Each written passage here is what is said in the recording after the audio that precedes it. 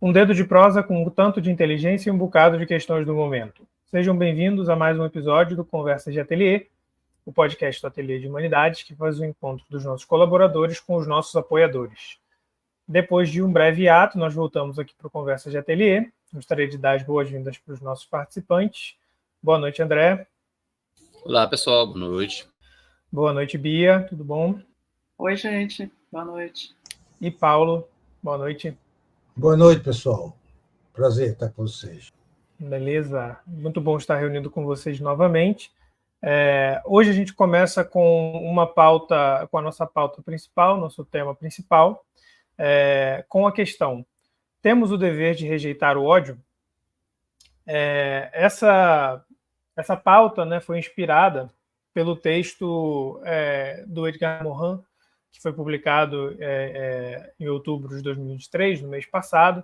É um texto que diretamente fala da questão do conflito atual entre Hamas e o governo de Israel, o Estado israelense. Nós não vamos necessariamente tratar desse tópico, mas vamos falar, né, em torno disso, com essa temática, né? Enquanto eu pensava aqui, como introduzir esse tópico, fiquei, de certa forma, aqui lutando com que palavras introduzir isso, né? Porque no clima, né, e no cenário que se desenhou, eu percebi que não há descrição neutra possível desse tema, né? Eu acho que qualquer descrição dos termos do que está acontecendo, do que tem acontecido, implica em alguma coisa, implica em algum juízo moral, alguma posição, implica em alguma afirmação política, né? Eu fiquei pensando como eu introduziria, e pensando nisso, percebi realmente que há muito que se falar, né, dentro desse assunto, e é muito difícil desenhar linhas muito firmes, né? Por isso que eu acho que essa pergunta, a pergunta sobre a rejeição do ódio, é uma pergunta capciosa, porque a princípio a gente pensa, sim, é claro que devemos rejeitar o ódio, né? Parece muito óbvio isso.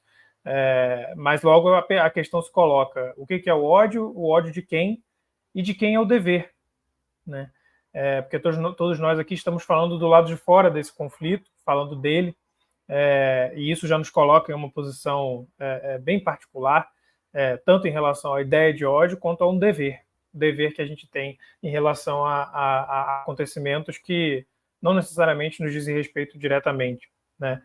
Eu acho que isso traduz muito bem a posição de uma pessoa pensante e engajada no mundo de hoje, mas também diz respeito ao dilema particular de intelectuais e pensadoras que estão tentando se engajar com as questões políticas do momento, né? Então a gente começa por isso, a gente começa com essa ideia do dever de rejeitar o ódio, o que isso significa para a gente, e o que isso significa em termos dos acontecimentos mais recentes.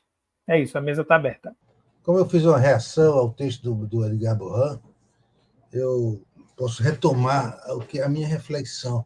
Primeiramente, assim, Edgar Morin é o mais humanista de todos os humanistas que nós conhecemos. Sempre foi quase um sociólogo extrapolando a sociologia para um pouco messiânico, não é? Assim, a ideia de uma cidadania global, a ideia de um mundo complexo convergente, a ideia de um campo interdisciplinar, de conciliação das ciências exatas com as ciências humanas, da política com a cultura, das nações, a ideia de uma cidadania global é uma ideia muito forte que prosperou nos anos 80 e 90.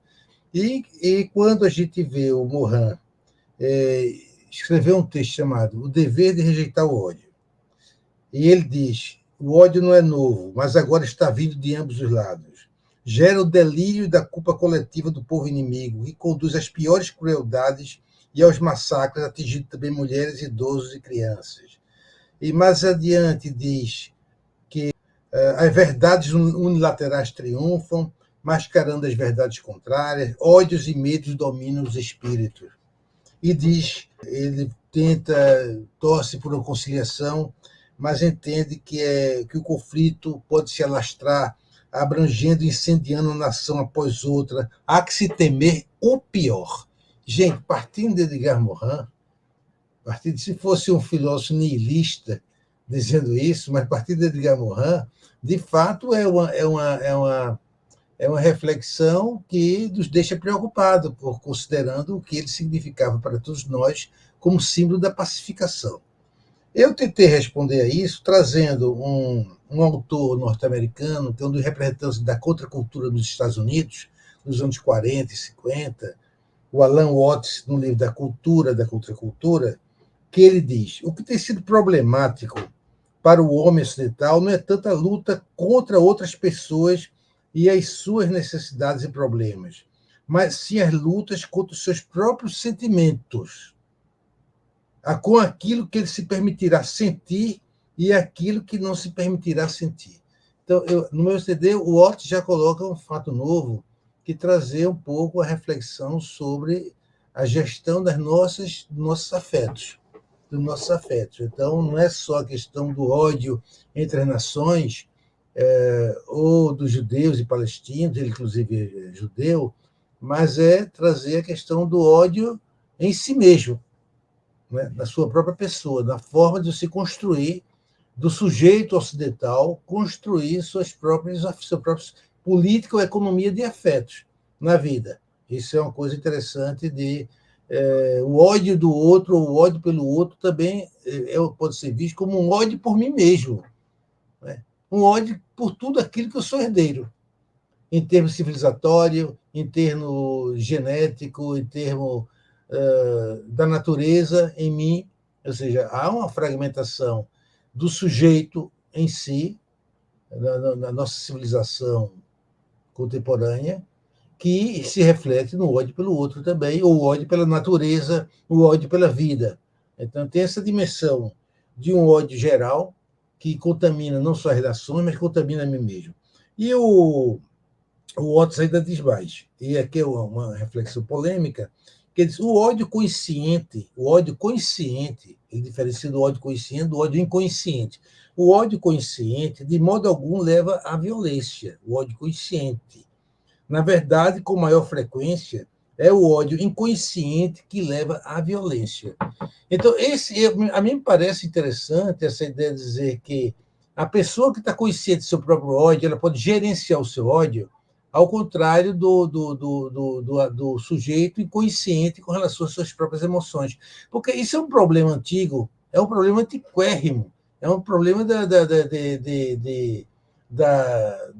Odisseia. Da Odisseia, como gerir as paixões.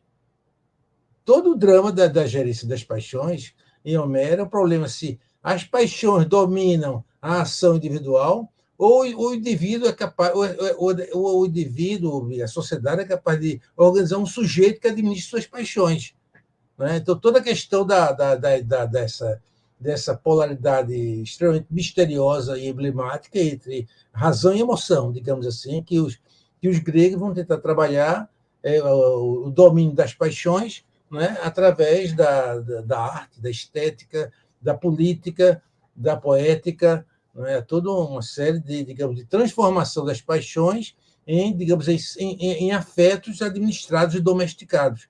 Então, o que é interessante, no meu entender, que eu coloco para vocês, é o seguinte: é como se a desconstrução ou a destruição, diga assim, de algumas instituições fundamentais da organização do sujeito moderno, a questão da religião, e seus mecanismos de controle através da culpa e do medo, que administravam um pouco esse sujeito da modernidade, a questão da organização do bem-estar coletivo, de uma sociedade de consumo, a frustração das massas com relação digamos assim, a desorganização da perspectiva de um futuro, de um progresso que assegurasse o bem-estar coletivo. Ou seja, enfim, há uma série de mecanismos de desorganização dos nossos valores e crenças com relação a uma vida coletiva, à sociedade de consumo, a um futuro de prosperidade para mim, para as futuras gerações, que gera um abandono crescente de pactos e contratos civilizatórios, ou democráticos, inclusive, e faz emergir aquilo que tinha sido tolhido, ou seja, o retorno das paixões, como nós vemos na Odisseia, que está presente, inclusive no Velho Testamento, né, que o Deus do Antigo Testamento é um Deus passional, que é uma figura extremamente destrutiva quando ele é contrariado nas suas convicções, como a relação dele com Jó, por exemplo, que o Jung descreveu muito bem, como ele vai tentar destruir Jó, que Jó questiona o seu direito de ser um indivíduo com sua família, com seus animais, com sua propriedade, sua riqueza. Ele é questionado de uma forma dramática e cruel pelo próprio Jeová do Antigo Testamento. Então, há uma questão de retorno de uma política, de uma economia das paixões, que se dá concomitantemente no momento em que o que a gente chama de racionalidade instrumental e expressiva vai se enfraquecendo. Aliás, para terminar, algo que o Nietzsche já nos antecipou com bastante competência, todo esse processo de degradação da modernidade. Queria pegar aí um fio. Posso, Bia, falar antes? Porque eu acho que está bem próximo do que o Paulo ia falar, do que o Paulo falou. Eu acho que, primeiro, em relação a isso, indo nessa linha do Paulo e pensando um pouco pelo Morin, eu acho que o importante é entender que existe aí uma diferença entre ódio, raiva, ressentimento. São vários afetos diferentes, né? E eu acho que, nesse caso, o ódio ele está voltado para, digamos, ele tem um caráter mais distintivo, digamos, mais impulsivo, e ele está voltado diretamente a um processo de busca de destruição do outro. E é nisso que ele está querendo dizer, do dever de evitar, de rejeitar o ódio. Eu acho que, nesse caso, antes do dever de rejeitar o ódio, é importante se perguntar o que é uma conduta odiosa. Eu acho que o primeiro ponto é esse. Pensar na própria... O que é uma ação que é digna de gerar ódio. Ou gerar uma raiva muito forte, uma intensidade emotiva. Esse é um ponto que é fundamental, porque senão há o risco, sim, de se colocar aquele que sente um ódio justificado numa posição de culpabilidade. Então, até a conversa com o Paulo teve um pouco nesse sentido no grupo. Então, beleza, é importante identificar o que é uma conduta odiosa. E nesse caso, eu lembro do Todorov, o Tzvetan Todorov, que é muito interessante o livro dele, que está até articulado com esse universo do problema, porque ele escreveu um livro chamado O Medo dos Bárbaros. E é um livro que ele escreveu, se não me engano, na década de 90, associado a esse medo do Islã na Europa e toda aquela questão que está aí, presente por razões múltiplas, motivações múltiplas, não tem por que entrar aí, porque a questão é complexa e o próprio Todorov ele coloca a complexidade da questão. E ele fala sobre a questão que eu poderia traduzir da seguinte forma: é o dever de rejeitar não necessariamente o ódio, mas sim a barbárie. E o que é a barbárie? Ele fala que é falacioso o argumento do Lévi-Strauss, no Raça e História, o Claude Lévi-Strauss, quando ele fala que bárbaro é aquele que acredita na barbárie. É um movimento bem inteligente do Lévi-Strauss, quando está escrevendo esse texto, dizendo que bárbaro é aquele que cria o bárbaro como digno de ser aniquilado. Só que esse argumento, para o Todorov, ele é falacioso, porque, no final das contas, existe sim atos bárbaros efetivos, que são os atos odiosos. De certa forma, o que é odioso tem a ver com a barbárie. Tem a ver com aqueles atos de extrema violência, de extrema desumanização, e não tem como se relativizar. Muitas vezes há, sim, atos bárbaros, e eles são dignos de serem enquadrados violentamente, odiados. E aí o Todorov fala que a base do humanismo é o de não de você dizer que o bárbaro é aquele que acredita na barbárie, mas o bárbaro é aquele que desumaniza o outro, e por isso acaba realizando condutas bárbaras, E é claro que, nesse caso, isso inclui o conceito de Lévi-Strauss, quando você tem aquela ideia de que eles são bárbaros, logo posso eliminá-los. Na verdade, você está sendo bárbaro. Mas também você está enquadrando o efetivo bárbaro, que não está necessariamente dizendo que o outro é bárbaro, mas está agindo de forma bárbara, seja por perversão, psicopatia, por um impulso de destruição do outro, que são coisas que são humanas, demasiado humanas. Eric Fromm tem um livro brilhantes sobre a anatomia da destruição humana, né? São impulsos efetivamente existentes, uma economia psíquica voltada para isso, né? E aí eu acho que, antes de tudo, tem a questão do dever de rejeitar a barbárie, né? E saber, sim, agir violentamente para enquadrar a barbárie. A violência faz parte do fenômeno político. É fundamental ter um raciocínio político em casos, né, que é o que se chama de realismo político, né? Saber enquadrar a barbárie para que ela não prolifere, né? E nesse caso, e eu termino defendendo o Morin, aí tem um elemento que está no Lévi-Strauss e também está na posição do Morin, também está no Todorov, que antes de você ter a pressa de dizer que o outro está agindo barbaramente, ter uma inteligência emocional, ter uma inteligência afetiva, ter um movimento de, será que eu não estou me auto-enganando? Então, essa questão de você, antes de tudo, como diz o Morin, que está associado com esse dever de rejeitar o ódio, é o dever maior no âmbito de uma humanidade que tem consciência da falibilidade do conhecimento. Qual é esse dever maior? Resistir à barbárie interior, né? Resistir à barbárie que todos nós portamos e sempre somos capazes de realizar com as justificações mais belas possíveis. Em nome da justiça, da verdade, da solidariedade, da fraternidade, da redenção da humanidade, cometemos barbáries. Então, tem esse movimento introspectivo que ele chama, né, que ele apela. Mas tudo isso são questões de cunho ético que não passam pela discussão da guerra em si, que eu estou evitando por enquanto. Então, eu queria dar minha contribuição aqui para o debate, levantando alguns pontos que têm a ver assim, com a disseminação do ódio, né? O André falou na questão da introspecção, né? O Paulo falou na questão de uma economia das paixões, e, na verdade, a gente está imerso, a gente está sempre mediado, né?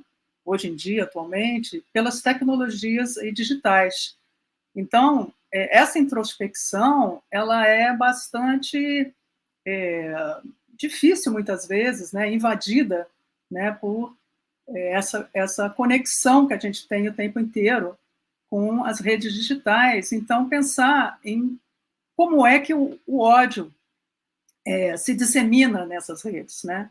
Então, a gente já sabe, por pesquisas empíricas que foram realizadas, que o ódio ele é um pouco assim um ativo, né, nas redes sociais, porque as publicações que contêm, eu depois até vou trabalhar um pouquinho essa questão, né, discurso do ódio, que não é só um discurso, né, elas são as que mais têm o maior alcance e que mais viralizam. E, portanto, o que acontece? Elas também dão mais lucro, elas monetizam mais. Então, o ódio, hoje, ao mesmo tempo em que ele é também uma ferramenta de cunho político, né, através da qual diferentes atores políticos conseguem angariar apoio, ela também representa concretamente um capital financeiro, né? Algumas pessoas que têm publicações no YouTube que se utilizam do ódio para garantir que as suas publicações tenham um alcance maior, né? Então, eu tive a ideia de trazer aqui também para a nossa reflexão um autor que tem sido mobilizado por alguns pesquisadores na área de comunicação, que é o Gabriel Tardi, né? Então, é interessante a gente perceber assim, então pode falar assim, não, mas você vê, hoje em dia, com as redes de comunicação, com essa conexão, essa instantaneidade, isso está fazendo com que o ódio aumente, né? Mas então ele, já no século XIX, que eu peguei um pedacinho aqui para ler, ele escreveu o seguinte: por mais que uma opinião se difunda, ela pouco manifesta se for moderada, mas, por menos difundida que seja, uma opinião violenta, ela manifesta muito. Ora, as manifestações, expressão ao mesmo tempo bastante compreensiva e clara, desempenham um papel imenso na fusão e na interpenetração das opiniões de grupos diversos e em sua propagação. Pelas manifestações, são as opiniões mais violentas que mais depressa e mais claramente tomam consciência de sua existência, o que favorece estranhamente a sua expansão. Né? Então, assim, o que eu fico pensando, né? é que, na verdade, o que acontece? As redes digitais, elas conseguem ter uma conectividade maior e uma velocidade maior. Mas o ódio em si, ele já é um afeto, né, que, estranhamente, ele tem uma grande capacidade de propagação, né? E o pensamento do Tarde também aí nos ajuda, né, quando ele fala no contágio, né, das emoções, no contágio social das emoções. Então, nesse sentido aqui, eu queria retornar ao discurso do ódio. Então, não é só um discurso do ódio, ele é efetivamente um afeto, né, do ódio que é disseminado. O discurso ele remete a um elemento mais racional, reflexivo. Então, é exatamente aí passa para essa questão da consciência, né? Então, você é contaminado por um ódio e necessita de um esforço de cada um, né, para uma reflexão sobre isso, de não se deixar simplesmente se levar na onda dessa contaminação, desse contágio, que hoje, pelas redes sociais, ele é muito mais intenso. Então, nesse sentido, também fiquei pensando, né, no o dever de rejeitar o ódio. Então, isso apela para uma dimensão pessoal, individual, de uma introspecção, que é uma coisa importante. Mas eu fiquei pensando também assim, é mais ou menos como em face da crise climática, né? É importante a gente pegar as coisas, separar o que é material reciclável, economizar na água, buscar formas de uma vivência, um consumo pessoal que seja menos agressivo à natureza, mas isso é muito pouco, né? Assim, o nosso esforço pessoal, ele é importante, mas ele é pouco, né? Ele é pequeno face ao desafio. Então, nesse sentido, é que aí eu retomo, né, um tema que a gente já conversou em outras conversas, que é a necessidade que a gente tem em relação às redes, né, de uma regulação. Porque hoje, apesar do esforço que está havendo para haver essa regulação, a gente vê que esse outro discurso que defende a liberdade de expressão absoluta, ele, por enquanto, ele está vencendo, né? O Elon Musk comprou o Twitter e, nas mãos dele, o Twitter, hoje em dia, aumentou muito, muito mais, né, essa propagação do ódio pelo Twitter.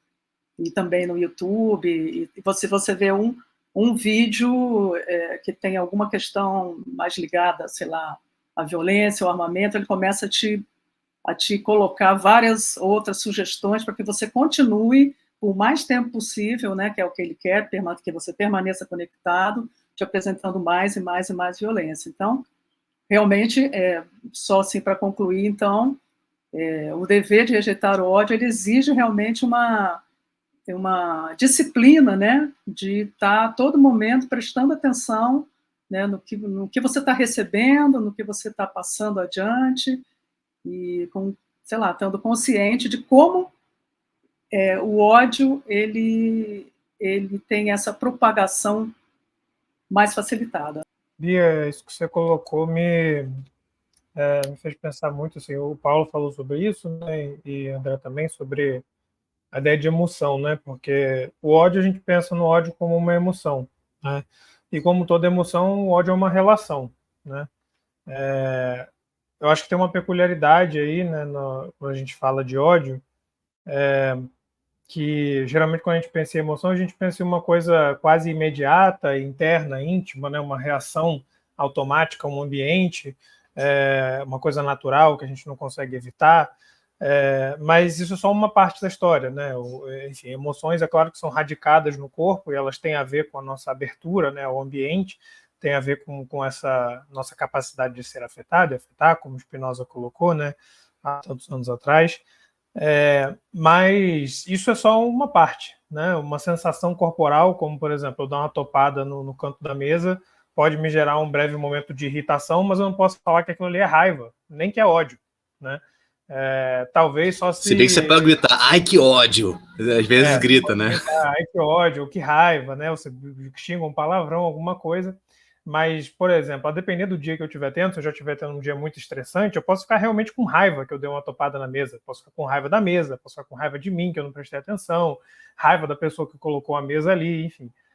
Isso pode ser retrabalhado a depender do padrão, né, de afetações que eu passei naquele dia, né? Eu acho que o ódio tem algo nisso aí, né, também, de pensá-lo, e o Mohan ele vai articulando isso no texto, né? Isso vem à mente quando a gente fala desse combate, né? A história está em jogo. Está em jogo quem fez o que antes de quem invadiu quem está infringindo no direito de soberania de quem. Isso é uma relação ao longo do tempo, né? E relações ao longo do tempo, né? O tempo é um eixo, o espaço é outro eixo importante aí, mas um que é muito chave, que a Bia chamou atenção para a gente, é o papel das imagens, né? Tem uma autora, Sara Ahmed, que ela fala sobre as economias do afeto, e ela dá um lugar bem importante para a imagem, né? Ela fala sobre como a imagem, ela, de certa forma, vamos pensar, por exemplo, você liga o jornal e você vê, outro dia eu vi a imagem de uma menina israelense, de Israel, uma menina pequenininha, branquinha, com os cabelos louros encaracolados, um olho azul, que foi morta no conflito. Estava desaparecida, enfim, declarada como morta, e o pai dela na televisão fazendo um chamado, dizendo, olha, essa menina, a minha filha, esse conflito tem que acabar. Toda essa imagem, né, tudo isso é uma imagem plena de significado, né, uma série de imagens plenas de significado, né? Essa imagem dessa menina sendo transmitida em um noticiário de alcance internacional, o fato de ser uma criança com essa imagem, do pai estar falando sobre ela, tudo isso evoca, né, todo um vocabulário, toda uma série de conexões emocionais para a gente, que não são absolutamente artificiais, e são muito legítimas. É absolutamente revoltante, né, que uma criança morra por causa de qualquer coisa, né? E num estado de guerra isso é mais revoltante ainda, né? É a imagem da inocência diante da barbárie. Enfim, o ponto é que, à medida que essas imagens vão circulando, é como se as nossas emoções forem colando nelas, né? A gente vai colando as nossas emoções em certas imagens, elas vão adquirindo, emoções são pegajosas, né? Como a Ahmed coloca. E a gente vai acoplando, então, certos afetos, certas emoções a algumas imagens. E a gente vê a imagem, por exemplo, ou mesmo a imagem pode ser a palavra, né? Você pensa na palavra Palestina, isso evoca uma série de afetos, né? Uma série de imagens já encadeadas e uma história de relações de associação que a gente tem com essa palavra Palestina. É a mesma coisa Israel, judeus, antissemitismo, enfim. O ponto que eu quero trazer com tudo isso é que quando a gente fala de rejeitar o ódio, a gente não está falando, pelo menos eu penso, de uma qualidade imanente e simpática de algumas pessoas boas. Não é que algumas pessoas muito simpáticas, iluminadas e bondosas são capazes de rejeitar o ódio, enquanto outras pessoas que são impulsivas e agressivas são incapazes de fazer isso, ou são irracionais por não fazê-lo, né? Esse trabalho é sempre um trabalho de associação, de ressignificação, de circulação de imagens, de como a gente organiza essas imagens em um quadro, uma narrativa que faça sentido, né? Então está totalmente mediado, permeado por valores, com certeza, e está muito permeado pelas histórias que a gente conta sobre essas pessoas que estão aí envolvidas, sobre esses países, sobre tudo isso, né? Uma frase que me vem à cabeça do Gregory Bateson, né? Ele sempre escreve difícil, né? Mas aí ele usa o termo, ele fala que as emoções definem as contingências dentro de uma relação, né? E eu acho que o que ele está querendo dizer aí é que quando você tem uma relação, você sempre tem um grau, qualquer relação, qualquer encontro, tem um grau de imprevisibilidade, de indefinição, e quando você define as contingências, você está realmente dando forma, né? Você está dizendo, essa relação é desse tipo, ela significa isso dentro de um encadeamento temporal anterior que veio antes dela, né? Eu acho que o ódio é isso. O ódio é uma forma de definir as contingências, de reduzir as contingências, né? Bom, o que eu estou achando interessante da nossa conversa é que a gente está tratando de um evento que ele pode ser abordado a partir de vários lugares, né? Da comunicação, da psicologia, da política, da sociologia, da filosofia, né? É um evento assim um pouco que ultrapassa as questões disciplinares. Segundo, é um evento que não deixa de ser chocante para nós que somos herdeiros de uma cultura humanística cristã, sobretudo nós aqui, que valorizou muito a piedade, a bondade, enfim, todos os valores da comunhão, né, em torno de um humano que se fosse um humano do bem, não fosse um humano do mal, digamos assim. Então, não deixa de ser um choque cultural, mesmo para nós que trabalhamos na universidade, porque, de certa forma, todas as ciências sociais elas têm um pouco esse compromisso na produção de uma humanidade do bem, conciliadora, democrática, convergente, bondosa, compassiva, etc. Então, há valores cristãos e valores outros que se associam nessa ideia de uma conciliação. De repente, nós vemos que não é que seja contra a conciliação, mas talvez os meios, o modo como a gente raciocinava sobre o que é humano, não é exatamente como ele é, de fato. Quando eu estava refletindo sobre a questão do Morin, me veio à mente, eu escrevi isso no grupo, o Levinas, que também era um judeu. E Levinas dizia o seguinte, que nós temos que abandonar a filosofia da dominação, não é nenhum pós-colonialista, hein? Levinas. Nós temos que abandonar a filosofia da dominação ocidental fundada no eu glorioso. Veja bem, tem um elemento interessante aí, essa ideia do que ele traz, a questão do eu glorioso, que tem a ver com uma figura heróica que veio da Grécia, veio de Roma, é forjada na filosofia hegeliana, é forjada na filosofia kantiana, né? Ideais de liberdade, de bondade, de beleza, ou entende? Esse herói glorioso, ele é uma figura arcaica que está presente na organização do colonial, do colonizador também, né? Que ele se reproduz através dos exércitos, das polícias, cada policial se apresenta, se reproduz a ideia do eu glorioso. O exército se apresenta como uma legião de eus gloriosos. E, de repente, a magistratura também são eus gloriosos organizando a justiça, organizando a guerra, organizando a paz. Então, o Levinas diz, nós temos que abandonar a filosofia da dominação ocidental, fundada no eu glorioso, para assumir a emergência ética da consideração do outro como ponto de partida. Acho isso, Levinas, eu acho que fantástico. Essa ideia, sair dessa ideia, dessa filosofia do sujeito fundada no eu glorioso, nada contra a filosofia do sujeito, mas contra a filosofia do eu glorioso, para tentar refundar uma filosofia no qual o sujeito, a ideia de sujeito ou de ação, se privilegie o lugar do outro na construção de uma prática coletiva, do sistema de relacionamento. Eu acho que essa é uma ideia que pode ser explorada porque ela traz o outro não como seu objeto da minha violência, como todo o processo de colonização, é o processo da construção das nossas sociedades patriarcais, o outro como objeto da minha violência, a mulher como objeto da minha violência, o indígena como objeto da minha violência, o estrangeiro como objeto da minha violência, para me colocar no lugar do outro. Eu acho que a questão do movimento feminista trouxe muito essa questão. O outro com uma realidade radical, de alteridade, que pode me servir para repensar pedagogicamente e politicamente o meu lugar dentro do sistema de relacionamento na fundação da vida social. Isso me parece que não deixa de ser essa ideia de um novo animalismo ético, que eu chamo, pensando na ideia do animal do Nietzsche, que o animal ele se perde, ele pode se perder como anjo, ele pode se perder como demônio, assim, o animal homem. Então, aqui, o animalismo ético é esse que repensa a questão do lugar da alteridade na construção do meu próprio lugar num sistema de relacionamentos que deve considerar não só a dimensão cognitiva, minha capacidade de operar boas ideias, como diria o Weber, uma racionalidade mais causal, mas também operar os afetos em mim, uma racionalidade afetiva que me permita também trabalhar outros modos de construção do contrato coletivo, íntimo ou político ou cultural.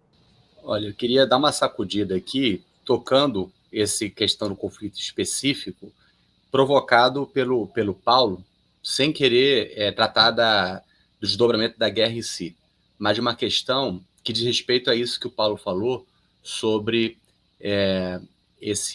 Levinas falar sobre necessidade de abandonar esse eu glorioso, né, que está muito associado a um ethos heróico, está muito associado a uma ideia depois que desdobra no eu soberano, né, que tem uma origem grega. No caso das sociedades ocidentais, estou pensando não tanto nos Estados Unidos, mas estou pensando na Europa, mas também nos Estados Unidos, também pensando o nosso outro ocidente, ou extremo ocidente da América Latina, que é uma outra realidade. A gente tem um processo de feminização da nossa sociedade extremamente positivo e de crítica desse patriarcalismo, e o movimento de contracultura faz parte interna do processo de transformação das nossas sociedades. Tanto a força do movimento feminista, quanto a força dos direitos humanos, quanto também o movimento contra a cultura como movimento interno. Outras culturas, e aí sem querer reduzir muito a questão, a complexidades e complexidades, olham para o Ocidente como excessivamente femininizado, né? Você pensa, por exemplo, o discurso de um Putin e também certas linhas fundamentalistas ou excessivamente tradicionalistas do Islã. Aí, nesse caso, eu acho que tem uma diferença que é importante se fazer entre a forma como os países ocidentais se portam nas políticas externas, nas relações internacionais, que a gente sabe que é uma dimensão de realpolitik, e a forma como essas sociedades se organizam na política interna, onde há, sim, em muitas dessas sociedades, um Estado de direito democrático estabelecido. Porque se a gente também não olha assim, às vezes a gente, por exemplo, essa reflexividade em relação às barbáries das quais somos capazes, os direitos humanos, todos esses códigos, às vezes a gente é extremamente severo com relação àquilo que nós somos capazes de fazer, de negação daquilo que professamos, e passamos pano para posições extremamente patriarcalistas e negadoras do outro, né? E que muitas vezes defendem esse ethos glorioso contra o Ocidente, tá? Que é o caso de linhas, mais uma vez, fundamentalistas muçulmanas, né? Que são questões extremamente delicadas. Ou no caso da Rússia de Putin, um movimento que podemos caracterizar de extrema-direita, né, dessa grande Rússia que está associada a Putin. Porque senão, que é o lado, digamos assim, muitas vezes essa geopolítica, e vai para a geopolítica, muitas vezes se aposta na incapacidade que se tem de responder que as sociedades democráticas têm. E todo limiar e negociação que se tem entre o que é possível fazer ou não é possível fazer, né?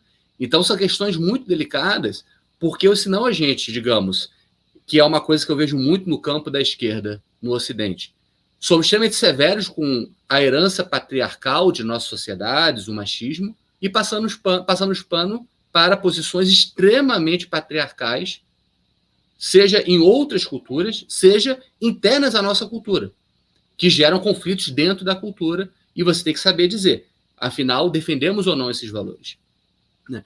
Porque é um ponto muito delicado, porque, no fim das contas, existe todo aquele risco de, será que não está sendo xenófobo, não está sendo... Não, são problemas reais que as pessoas estão lidando no dia a dia, né? E, às vezes, o discurso intelectual se descola disso, né, sem conseguir efetivamente lidar com um problema real, que é o problema de, às vezes, assumir um valor que seja efetivamente no espectro de avaliar as diversas culturas, e não assumir a posição mais do ponto de vista do que é bonito dizer, que é criticar a nossa própria cultura, né? Que é uma coisa muito própria dos movimentos progressistas no âmbito das sociedades democráticas ocidentais, né? Então, só para bagunçar um pouquinho e cutucar, né? E sempre tem que tomar muito cuidado com isso, né? Porque senão você facilmente cai no discurso fácil de estereotipar o outro, né? Mas é uma questão, por exemplo, só para terminar, um movimento que no seu estatuto diz claramente, com todas as letras, que é voltado para o extermínio de uma outra cultura e que se recusa a uma solução pacífica e que diz, com todas as linhas do seu estatuto de fundação, que é o caso do Hamas, de que ele não somente critica a legitimidade do Estado de Israel, mas também se volta à eliminação física de judeus, Isso é uma questão que você não pode passar pano, dizendo que está associada à causa palestina. Uma coisa é uma coisa, outra coisa é outra coisa. Então, por que a gente passa pano para isso? Imagine um movimento interno às sociedades ocidentais nascer com um estatuto desse, declarando expressamente que é voltado para a violência e para a aniquilação do outro. Como é que nós faríamos? Né? Então, são essas coisas que às vezes são muito complexas, e só para bagunçar mais ainda a coisa, é claro, tem que se considerar não somente o que é expresso, mas o não dito. E às vezes condutas perversas manipulam, oprimem, são bárbaras no não dito. Mas é muito difícil de você, às vezes, dizer que a conduta é perversa não está fazendo aquilo que diz. Muitas vezes, nas relações internacionais, o discurso humanitarista, os direitos humanos, é perverso, né? Não diz que está voltado para a aniquilação do outro, barbárie, qualquer coisa, ou para pura manipulação. Mas está a fazer. Agora, é sempre difícil de você interpretar o perverso. Conduta perversa. É sempre muito difícil. Bom, então vou continuar aqui na sacudida, né?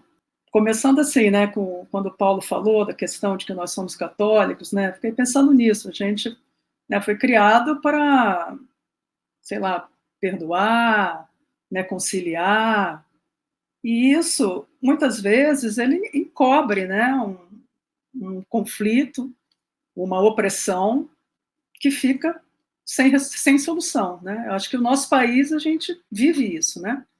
Uma grande massa, né, de pessoas que têm uma vida bastante precária e oprimida, né?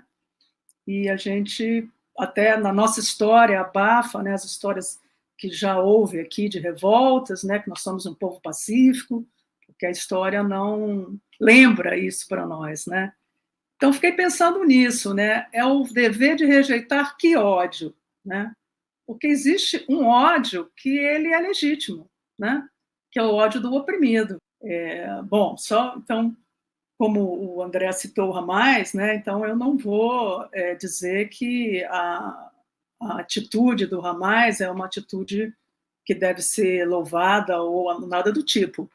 Por outro lado, né? Eu preciso também olhar para ver que não o Hamas em si, mas os palestinos estão sendo oprimidos aí ao longo de décadas, né? Então, nessa ocasião agora do conflito, eu tive mais acesso às informações e pude ver como era o mapa que foi definido lá no momento de criação do Estado de Israel e como é o mapa hoje, né? O nível de invasão que foi feita no território palestino. Então, é uma história de um conflito muito complexo, não dá para a gente passar pano para nenhum lado. E fiquei pensando nisso também, né? O dever de rejeitar o ódio. Então, assim, ligando com aquilo que eu falei no princípio, né? Então, assim, o dever de estar atento para essa contaminação do ódio, né? Para a introspecção, para a reflexão, para não se deixar levar só por uma massa, seja de pensamento de esquerda ou de direita, né? Que é movido por ódios também, né? Por massas de ódio, por odiar isso, odiar aquilo, como uma forma de manipulação política, né? Então, assim, nessa reflexão, mas existe também uma dimensão do ódio que ela é legítima, porque é o ódio contra aquilo que te oprime, né? Então, acho que é esse comentário assim, que eu queria deixar para sacudir aqui no final. Já foi colocada essa questão da Palestina, retomando o próprio Edgar Morin, judeu, né?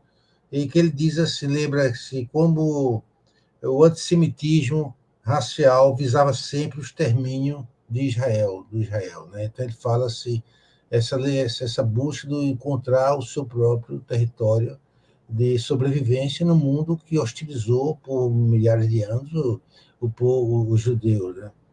Mas aí ele complementa dizendo o seguinte: essa história trágica criou a tragédia do povo palestino. Então, são duas tragédias. Uma tragédia que viviam os judeus e uma nova tragédia foi criada para os palestinos. Ele diz, depois da Guerra da Independência de Israel, 1948, o povo palestino foi parcialmente expulso de suas terras e acabou em campos de refugiados no Líbano, na Jordânia e na Cisjordânia, onde ainda está estacionado. Depois da Guerra dos 6 Dias de 1967, toda a Cisjordânia, chamada por Israel de Judéia Samaria, viu-se ocupada e colonizada não apenas pelo Estado, mas ainda hoje por centenas de milhares de colonos israelenses. Então, não é o ódio não justifica o ódio, mas assim que essa questão da figura do heróico, do sujeito heróico, que está sempre querendo definir as cartas na mesa e assim estabelecer uma violência sistêmica sobre demais comunidades, se reproduz diretamente aqui nesse caso da forma como se deu a ocupação desse território, que era chamado, no final do século XIX, isso é um fato interessante, era chamado lugar do Renascimento Árabe. O comércio era extremamente intenso nessa região, que ligava Irã, Síria, Líbano, com o Egito e com a Arábia, etc. Havia toda uma ligação. Essa região onde foi implantado o Estado de Israel era a região chamada do Renascimento Árabe, onde havia um intenso comércio, até se perguntar se não havia interesse dos norte-americanos de sufocar a possibilidade de emancipação de uma área econômica industrial muito ativa dessa região. E, para isso, então, foram expulsos 2 milhões de pessoas que viviam nessa região chamada do Renascimento Árabe. Só para chamar a atenção como violência gera violência, ressentimento gera ressentimento, o ódio gera o ódio. Não vejo nem vítima, nem vejo algoze nessa situação. O que eu vejo é um contexto extremamente infeliz, no qual as Nações Unidas são totalmente responsáveis, nos quais os grandes países estão erro, né? Nações Unidas foi um erro, né, a forma como foi feito todo o processo. Exatamente. Mas também vai lembrar que a Guerra dos 6 Dias foi a guerra declarada dos países árabes contra Israel também, né? Também existiu teve a recusa da proposta da formação foi a primeira proposta de outras de formação da solução dos dois estados, né? Então, essa solução dos dois estados também ela foi negada geopoliticamente sempre pelos países árabes e não pelas Nações Unidas e nem por Israel, né? Foi negado por Israel e foi negado pelos próprios palestinos também, que não queriam aceitar o Estado árabe, o Estado de Israel, e queriam exterminar o Estado de Israel. Então é um equívoco extremamente do ponto de vista político, do qual os responsáveis diretos são os judeus e os árabes, mas que as Nações Unidas, a Europa, os Estados Unidos, os grandes países do pós-guerra também são responsáveis por isso.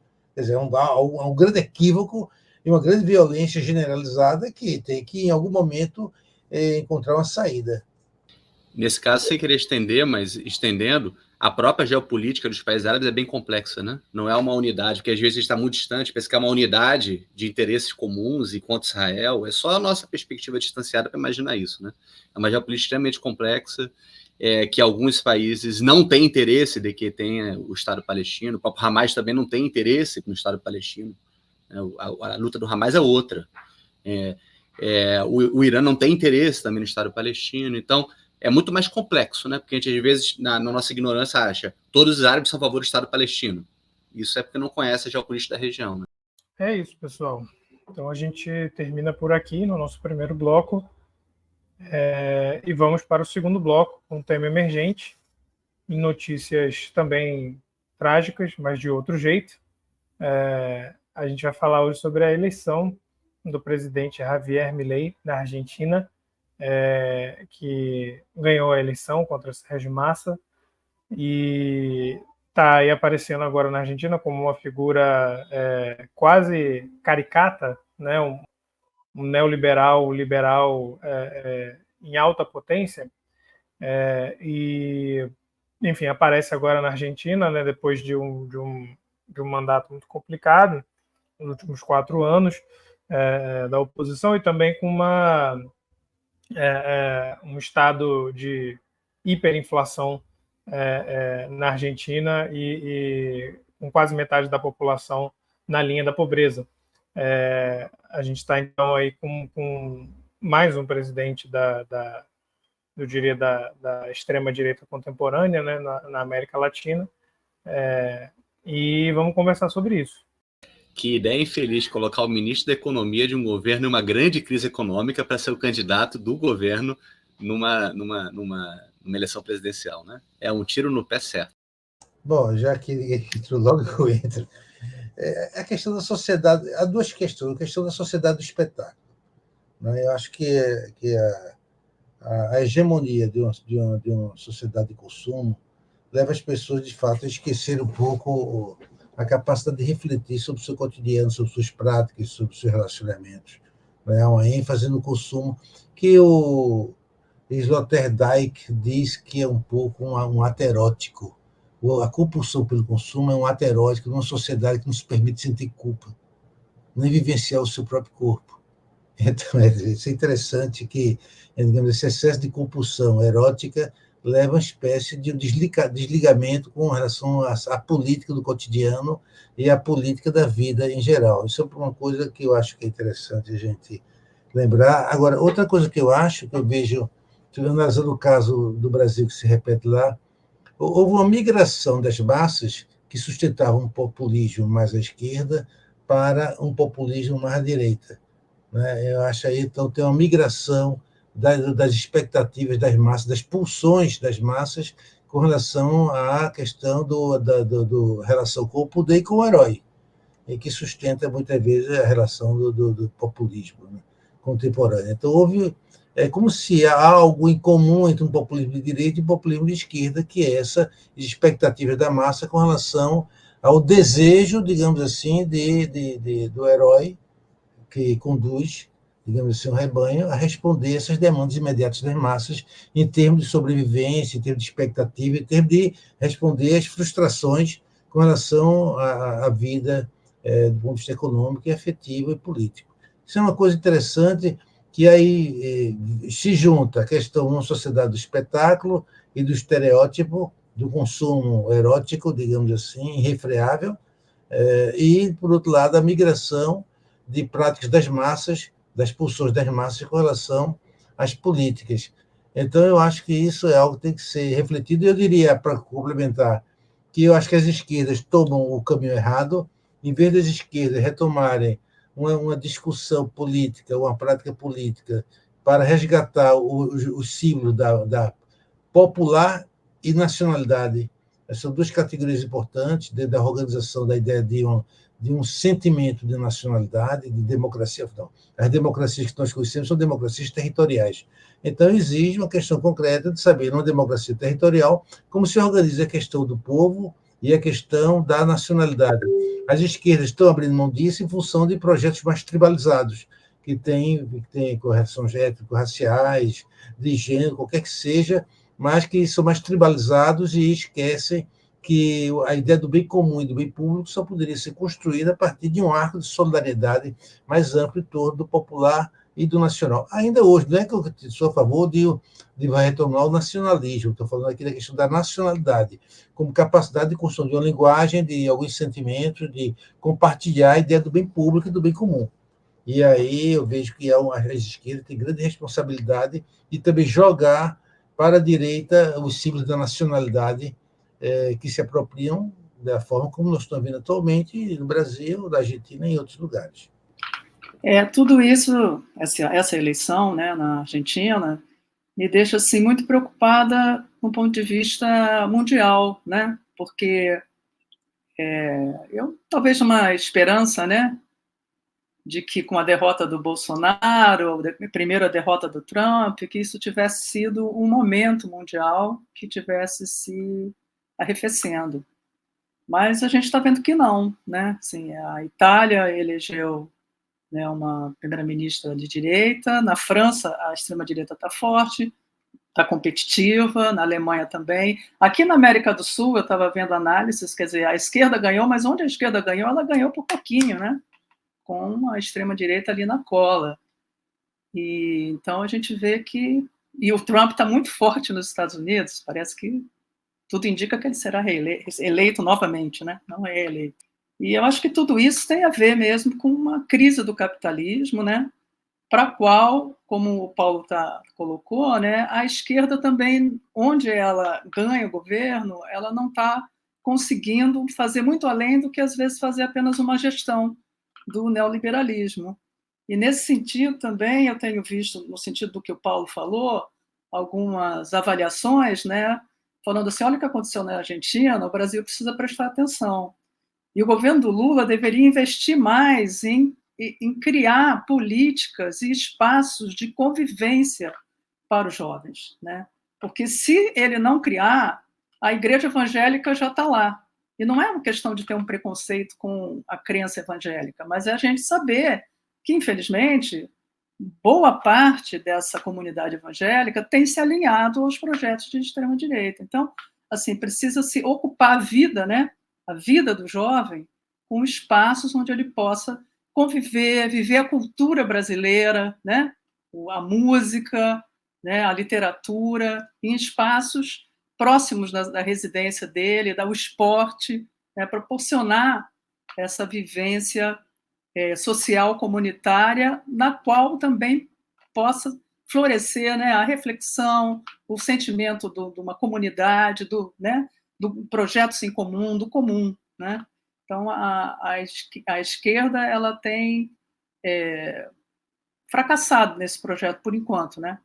Teria que se investir mais nisso para poder realmente fazer frente a esse movimento de extrema-direita que ainda está bastante forte. Então, a eleição do Milei me deixou assim, não que tenha me surpreendido, porque eu já estava acompanhando que ele estava crescendo, toda essa questão da crise na Argentina, uma crise econômica muito forte, né? Também vendo assim como os jovens, né? Grande parte lá do eleitorado dele são jovens, até vi na televisão, entrevistando, eu já falei assim, não, tem que ser ele mesmo, que é mudança, aquela coisa de uma vontade de mudança, sem ter muita perspectiva de para que mudança, para onde. Ele até agora ele não falou o que ele vai fazer concretamente com a economia, e me parece que realmente a Argentina vai viver mais uma crise profunda aí, porque ele é um sujeito que ele, na verdade, ele não tem projeto, né?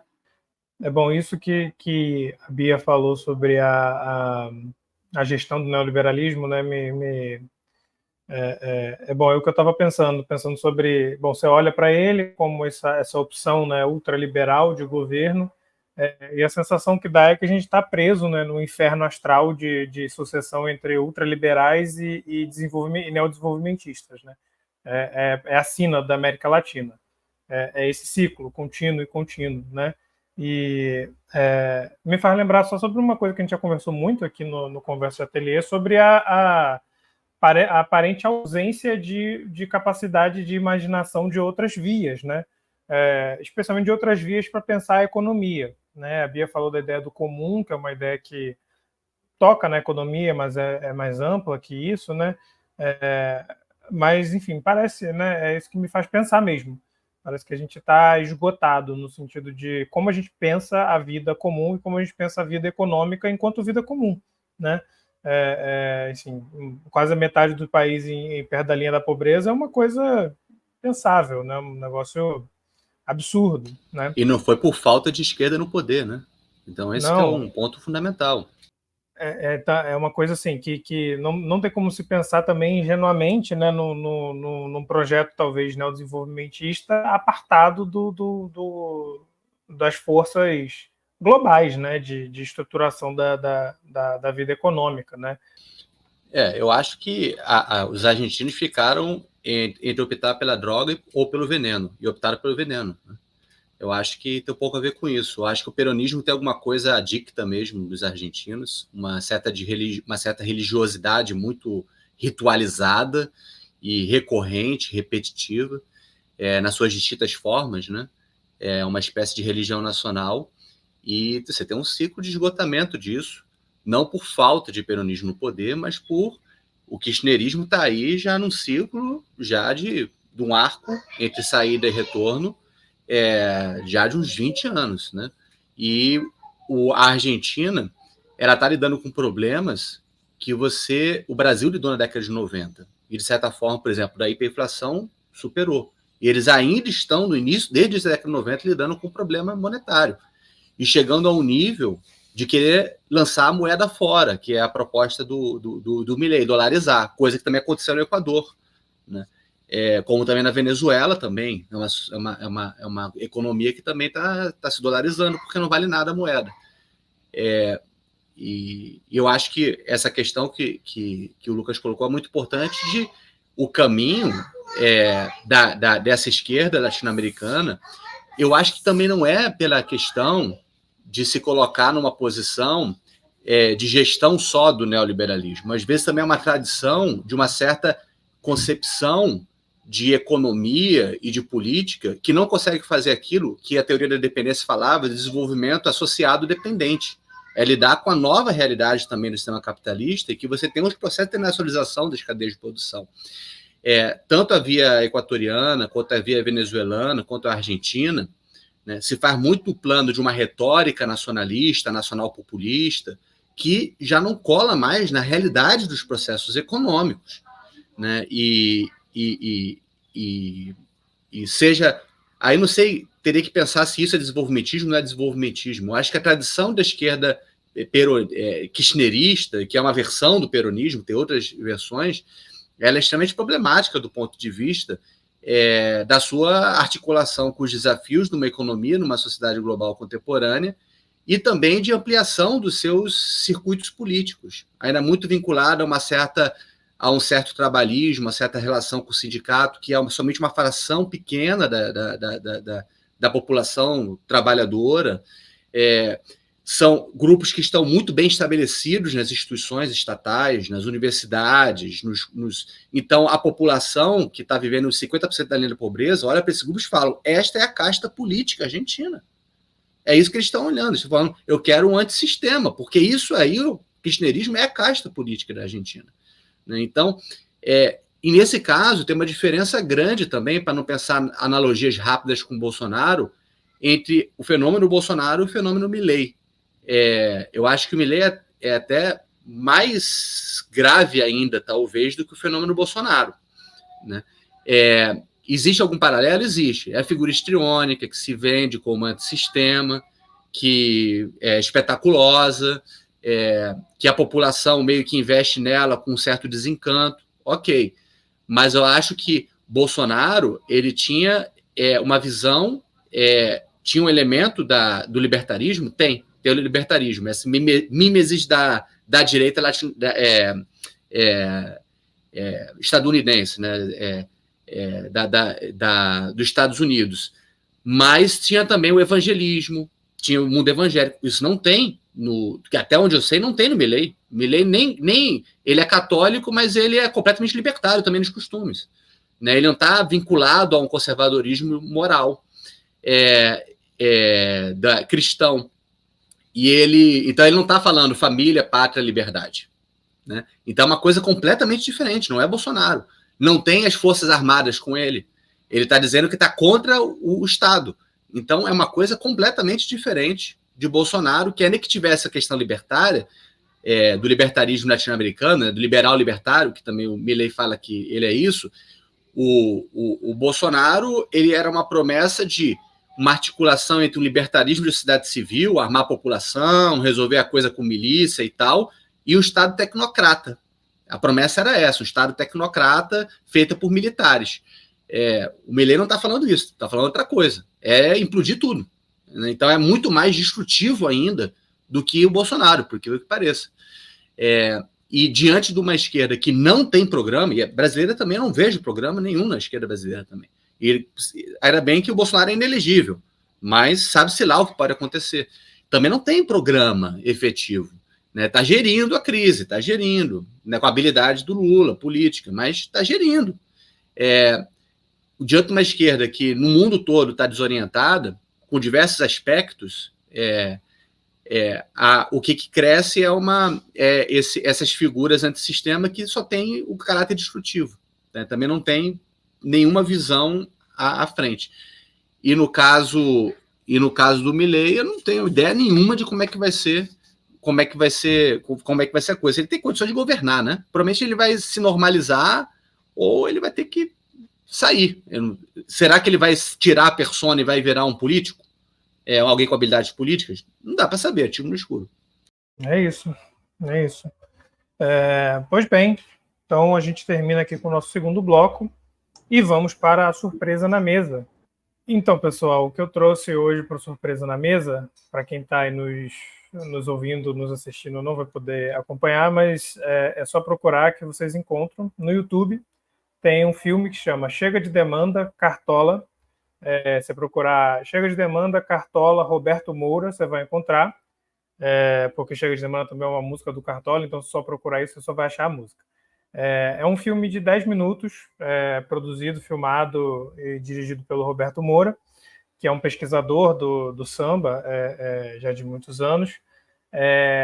Esse filme, eu trouxe ele, enfim, primeiro porque a gente está gravando no Dia da Consciência Negra, dia 20 de novembro, o episódio não vai sair hoje, mas a gente está gravando nesse dia.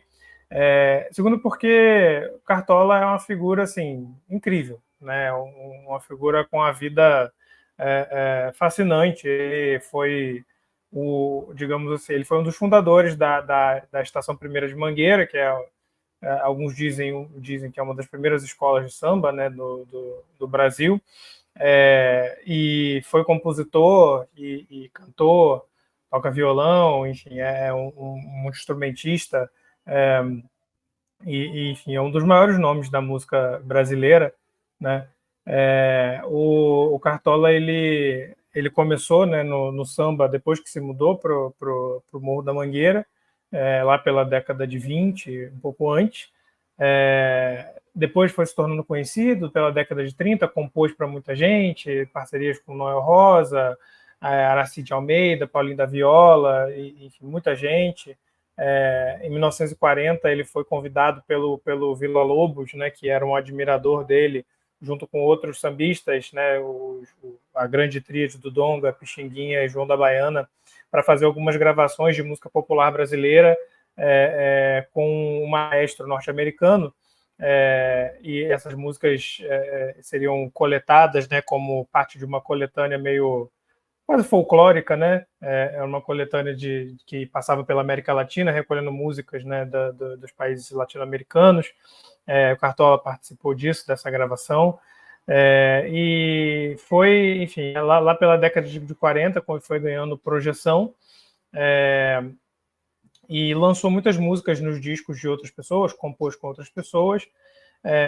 E aí, na década de 40, a vida dele teve uma virada, ele passou por um período muito complicado, adoeceu, passou por uma separação, enfim, vários problemas, e ele caiu em esquecimento, né? Esse é o ponto que eu queria trazer. Durante a década de 40, 50, o Cartola ele foi esquecido, e esquecido a ponto dele não ser mais bem-vindo na Mangueira, na escola que ele mesmo fundou. Isso é uma coisa muito comum entre muitos sambistas, né, de muito tempo atrás, de escola de samba, né, que faziam parte da fundação, e aí depois, com mudanças de direção, a mudança no sentido das escolas de samba também ao longo do tempo, esses sambistas não eram mais bem-vindos. E uma época o Cartola virou uma persona não grata na Mangueira, ficou mais de uma década sem ir para lá, e eventualmente ele foi recuperando-se, né, e conheceu a Zica, a esposa dele, com quem ele viveu a vida toda, enfim, foi voltando, né, à vida da música e tudo mais.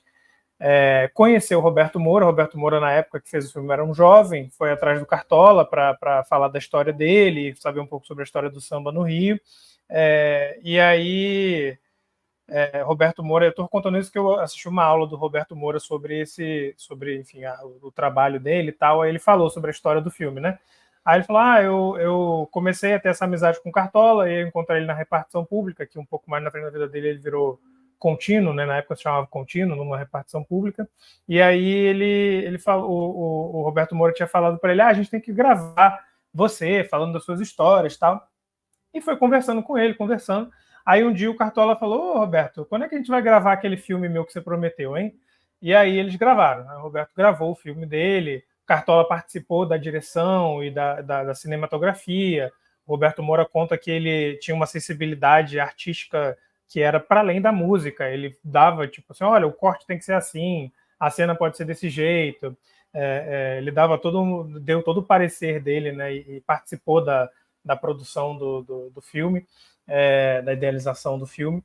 E o filme foi rodado em 73, foi impedido de sair pela censura na época da ditadura militar, com a justificativa que o filme era de qualidade técnica deficiente e nível de comunicação baixo, né? Ele é filmado em preto e branco. Percebe-se o quanto que era subversivo.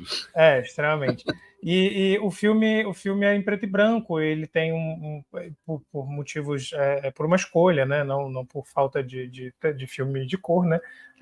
E tudo mais, mas enfim, foi censurado o filme e eventualmente saiu. Mas o curioso também é que foi um filme de 73 e o Cartola só veio a lançar o primeiro álbum dele em 74, com 66 anos de idade. Né? É uma das maiores figuras da música brasileira, mas ele foi, enfim, passou por ondas de esquecimento depois de revitalização e só foi gravar o primeiro álbum em 74, com 66 anos de idade, pouquíssimos anos antes dele morrer. Né? Mas aí eu trouxe esse filme porque, enfim, mostra um pouco da figura, né, de quem ele era e, enfim, para mim ele é ainda até hoje um dos maiores músicos do Brasil. Assim, o nível a escrita do Cartola, a poética do Cartola é uma coisa sem par, assim, e é um tipo de samba que é um samba bem melancólico, muito triste, né? E muito belo. Eu acho que ele capta muito bem essa ambiguidade da música popular brasileira, da tristeza bonita, né? E da esperança e da alegria em meio à tristeza. E, enfim, é isso. Queria trazer o filme. Digam aí quais são as impressões de vocês, o que vocês acharam. O Cartola, para mim, sempre eu penso isso, né? Como pode um cara assim popular, né, ter essa sofisticação poética, né? Eu acho a poesia do Cartola uma coisa assim realmente muito sofisticada e acho lindo. E acho que foi uma bela homenagem que você faz aqui para o Dia da Consciência Negra. E observei, achei interessante que eu não sabia isso, né? As críticas que ele faz ao desenvolvimento comercial da escola de samba, né? Ainda naquela época lá, quando foi filmado, né? Que você falou, 73 o filme, né? Imagina de lá para cá. Aí ele já considera que já houve, vamos dizer assim, uma traição àquilo que seria, né? Um samba de raiz, né? E é isso aí, assim, a beleza da nossa cultura popular, né? Ele é um dos maiores representantes aí da nossa cultura negra popular. Bom, quando você falando aí, eu me lembrei de a questão de Paulinho da Viola, assim, quais são os grandes, quando se fala dos grandes nomes da música popular brasileira, aí Paulo da Viola entra, mas sempre entra um pouco por fora. É como se faltasse a Paulo da Viola um certo tipo de uma exigência para entrar na galeria da MPB, que seria a militância política. Entende? Então, houve um corte, de fato, quando você fala dessa questão do esquecimento do samba, houve um corte dos anos 50 e 60 com relação ao problema de um samba que não teria necessariamente engajamento com a política, e mais engajamento com a umbigada, que também existe muito aqui no Nordeste do Brasil. A dança do shot, do chachado, é uma dança de umbigada, e o samba é uma dança de umbigada também, afro-brasileira. Já dançou muito, né, Paulo? Obrigado. Já Não dançou muito, já obrigado, né? Já. Então, bebê, a dança de umbigada, é uma dança que tem a ver com o morro, tem a ver com o popular mesmo, a música popular do morro, que é diferente da música popular de Leblon. Com todo o respeito que eu tenho a turma do Leblon, eu não aprendi ouvindo Cartola, eu aprendi ouvindo a MPB Leblon. Então, assim, aí me veio a questão do Paulo da Viola, porque eu acho que, de fato, é um tipo que é importantíssimo, mas sempre foi visto um pouco como periférico, porque não tinha exatamente aquele engajamento da música, da arte com a política, como os de Chico, Caetano, etc., Milton e Gil tiveram, e Bethânia, etc., Gica Costa, e por aí vai. Tem muito, né? Então é isso. Muito bom tu trazer o Paulinho, porque depois que o Cartola conheceu a Zica, eles abriram um restaurante, Zica Cartola, que foi um restaurante assim, emblemático no Rio de Janeiro, de boemia, de música, tudo mais. E no Zica Cartola havia uma certa reunião desses autores da MPB de esquerda com a galera do samba. Né? Mesmo que eles não dialogassem, talvez, em termos de produção, ali eles se encontravam ali como pessoas, né? E no Zica Cartola, o Paulinho da Viola, né, conta essa história de que ele tocava, mas ele trabalhava como bancário. E aí no Zicartola, uma vez ele acompanhou um outro sambista no violão, e decidiu ali que ele ia se dedicar 100% ao samba, isso na década de 60. Aí largou o emprego dele e virou sambista em tempo integral. Isso aconteceu lá no restaurante do Cartola e da Zica. As histórias dele estão tão próximas, entrelaçadas aí. Eu queria comentar um pouquinho do próprio documentário, assim, as impressões. Primeiro, você percebe que é uma temporalidade diferente, uma temporalidade perdida, né? É um ritmo diferente do documentário e certamente da própria vida. Então, você tem um pouco o próprio espírito que leva a uma certa nostalgia de um tempo que era mais demorado, mais vagaroso. Isso se faz na própria poesia do Cartola. Eu acho que Lucas falou muito bem sobre esse samba melancólico, que produziu músicas como O Mundo é um Moinho, que sempre quando alguém está na fossa, lembra das músicas da poesia mais bela que existe na música brasileira, ou As Rosas Não Falam, né? Então, é de uma poesia elaborada, de uma melancolia profundamente bela, né? Que eu acho que poucos conseguiram chegar. De uma sofisticação melódica, harmônica e linguística também, né? Que é algo também que, na minha perspectiva, eu fico a refletir o que foi que, nessa linha, existe algo de completamente fora da curva de um Cartola, que é o que a Bia falou, como é que um homem desse, numa situação de privação profunda, que era a geração dele, né? Hoje já é difícil de você ter pessoas com esse tipo de sofisticação diante da situação de extrema precariedade do Estado. Nas favelas, nas comunidades de sua época, era maior ainda, né? Ele pegou uma geração que nem mesmo educação pública tinha, e ele chegou nesse nível de sofisticação.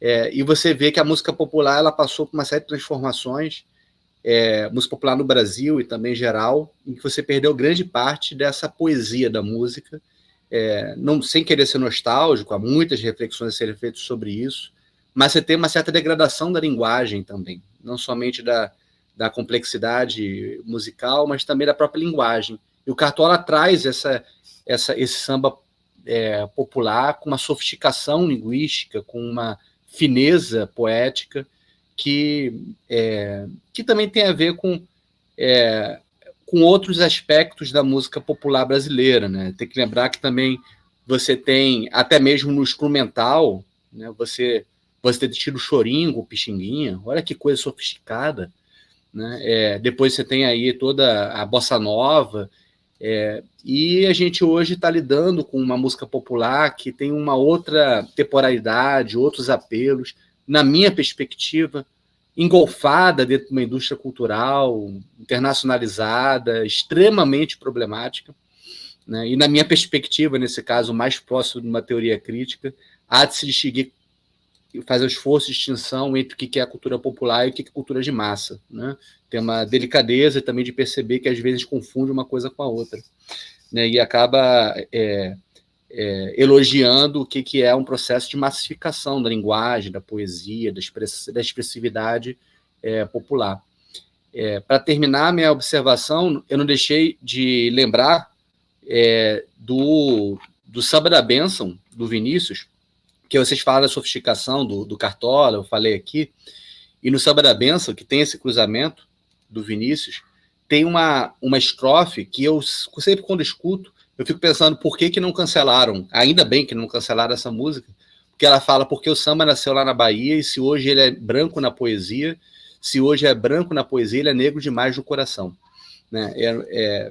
Eu acho que hoje em dia os movimentos, se escutam isso, tem vários níveis de interpretação. Tem interpretação mais literal, que poderia levar a cancelar a música, né? Então, o negro só é coração e o branco é poesia. Dá para fazer um episódio só para interpretar essa estrofe e sem esquecer que logo depois eles dão benção, Pixinguinha, tu que choraste na flauta, todas as minhas mágoas de amor, a benção, senhor, a benção, Cartola. Eles estão fazendo homenagem a todos esses sambistas, né? Mas essa estrofe, ela dá muito o que pensar. E o Cartola é unindo as duas coisas, né? Uma poesia extremamente sofisticada com um coração, né? É um homem negro que fez uma composição, digamos, perfeita entre a expressividade poética e essa sensibilidade afetiva que é uma espécie de melancolia e delicadeza que se perdeu um pouco ao longo do tempo da nossa história, assim, do Brasil, e espero que ele incite mais gente a se encontrar com esse tipo de sensibilidade e poesia. É isso. Termino, então, recomendando, escutem Cartola, sempre muito bom, mas realmente uma música bem tocante. É isso, pessoal. Então a gente vai ficando por aqui com mais episódio do Conversa de Ateliê. Agradeço a vocês, agradeço a André, Paulo, Bia pela presença. Quem quiser nos acompanhar, fique de olho nas redes sociais do Ateliê de Humanidades, o nosso feed é lá no Spotify, em qualquer outro aplicativo de podcast, e no nosso canal do YouTube, Ateliê de Humanidades. É isso, pessoal. Até a próxima. Tchau, tchau.